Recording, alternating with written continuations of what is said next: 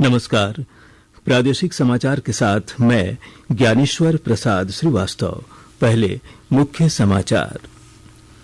प्रधानमंत्री नरेंद्र मोदी ने वैश्विक आयुर्वेद समारोह को किया संबोधित। कहा, आयुर्वेद जगत को हर संभव सहयोग करेगी सरकार। राज्य मंत्रिमंडल ने झारखंड के 137 गांवों में सोलर पैनल के माध्यम से बिजली आपूर्ति करने समेत कई प्रस्तावों को दी मंजूरी। राजधानी रांची समेत राज्य के जिलों में आज सुबह से हो रही है बारिश। मौसम विभाग ने अगले 24 घंटों के दौरान ओलावृष्टि और वज्रपात का भी जताया पूर्वानुमान। और सिमडेगा में चल रहे राष्ट्रीय महिला सब जूनियर हॉकी प्रतियोगिता में महाराष्ट्र को पराजित कर झारखंड ने क्वार्टर फाइनल में बनाई जगह है। और अब समाचार विस्तार से। कोविड-19 महामारी के खिलाफ देश एकजुट होकर लड़ रहा है। आप भी हमारे साथ सुरक्षा और बचाव के 3 आसान एहतियाती उपायों का संकल्प लें। मास्क पहनें, 2 गज की दूरी है जरूरी, सुरक्षित दूरी बनाए रखें, हाथ और मुंह साफ रखें। प्रधानमंत्री नरेंद्र मोदी ने आयुर्वेद जगत को पूरा समर्थन देने का आश्वासन दिया है। वे कल शाम वैश्विक आयुर्वेद समारोह को संबोधित कर रहे थे। श्री मोदी ने कहा कि लोगों को आयुर्वेद का लाभ और रोग प्रतिरोधक क्षमताओं का महत्व समझ में आने लगा है। श्री मोदी ने बताया कि विश्व स्वास्थ्य संगठन ने भारत में वैश्विक परंपरागत औषधि केंद्र स्थापित करने की घोषणा की है और विभिन्न देशों के छात्र आयुर्वेद और परंपरागत औषधियों के अध्ययन के लिए भारत आ रहे हैं। प्रधानमंत्री ने कहा कि आयुष चिकित्सा पद्धति को बढ़ावा देने के लिए राष्ट्रीय आयुष मिशन आरंभ किया गया है। श्री मोदी ने कहा कि भारत कुशलता पर्यटन को बढ़ावा दे रहा है और इसका उद्देश्य लोगों को सभी रोगों से मुक्त करना है। राज्य के 137 गांवों के 7,776 घरों में सोलर पैनल के माध्यम से बिजली आपूर्ति की जाएगी।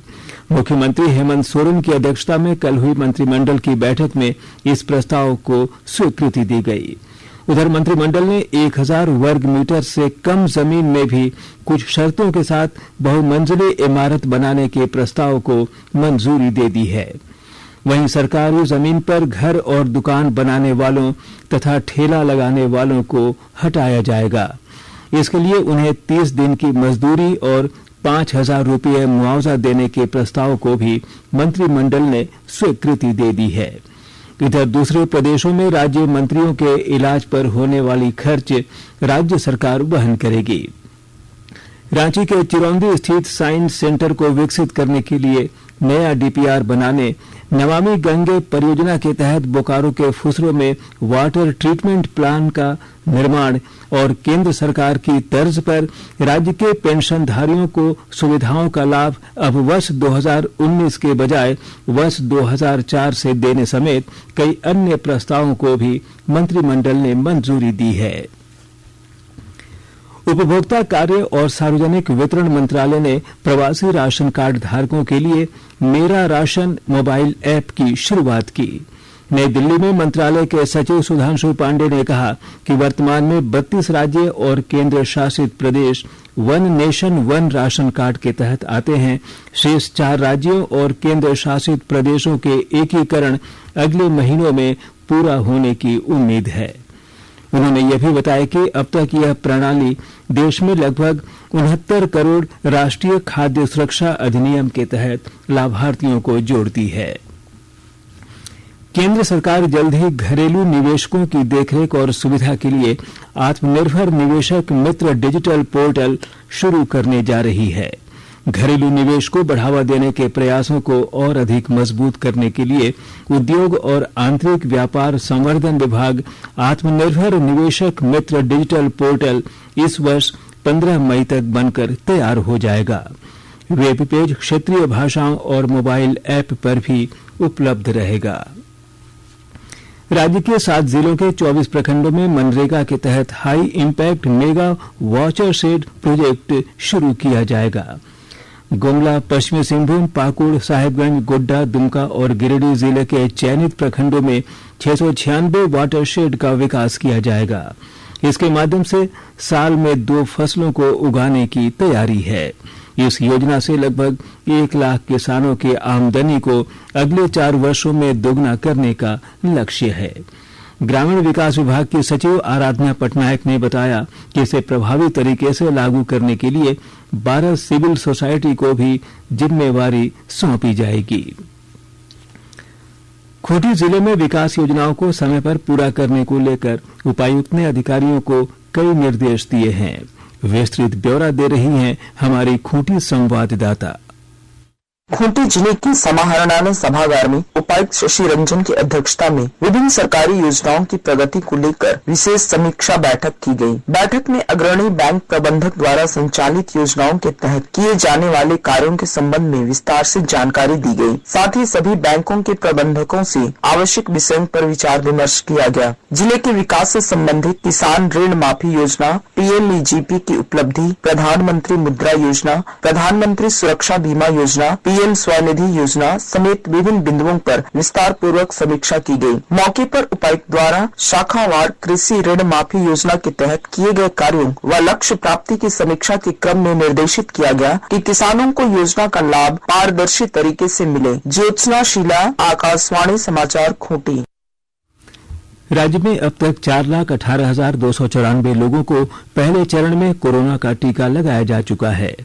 इनमें 3,28,045 हेल्थ और फ्रंट लाइन वर्कर, 78,547 60 साल आयु वर्ग के और 11,691 विभिन्न रोगों से पीड़ित 45 वर्ष से ज्यादा उम्र के लोग हैं। वहीं 1,24,729 हेल्थ और फ्रंट लाइन वर्कर्स की कोविड-19 की दूसरी डोज दी जा चुकी है।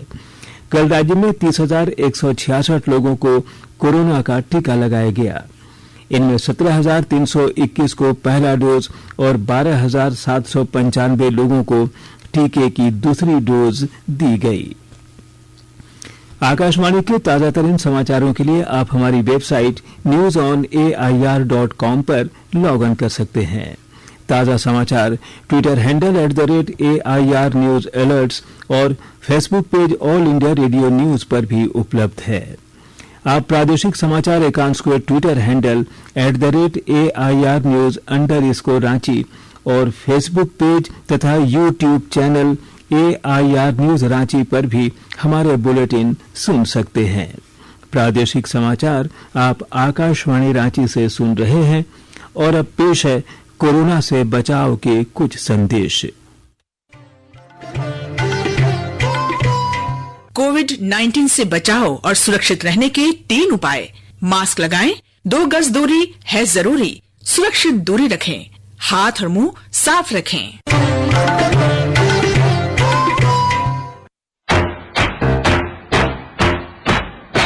चलो मिलकर एक शुरुआत करें, चलो एक फैसला आज करें, मास्क नहीं तो टोकेंगे, कोरोना को रोकेंगे, चलो इरादा करते हैं, चलो इरादा करते हैं, मास्क नहीं तो टोकेंगे, कोरोना को रोकेंगे। भारत सरकार द्वारा जनहित में जारी। प्रादेशिक समाचार में आपका फिर से स्वागत है। रांची जिले के सभी पंचायतों में प्रधानमंत्री बीमा सुरक्षा योजना, प्रधानमंत्री जीवन ज्योति बीमा योजना और अटल पेंशन योजना से लाभुकों को जोड़ने के लिए विशेष शिविर लगाए जाएंगे। इस शिविर में लोगों का बैंक खाता भी खोला जाएगा। जिले के उप विकास आयुक्त ने जिला स्तरीय कार्यान्वयन समिति की बैठक में अधिकारियों को इससे संबंधित आवश्यक निर्देश दिए। राष्ट्रीय पात्रता और प्रवेश परीक्षा नीट इस वर्ष 1 अगस्त को होगी।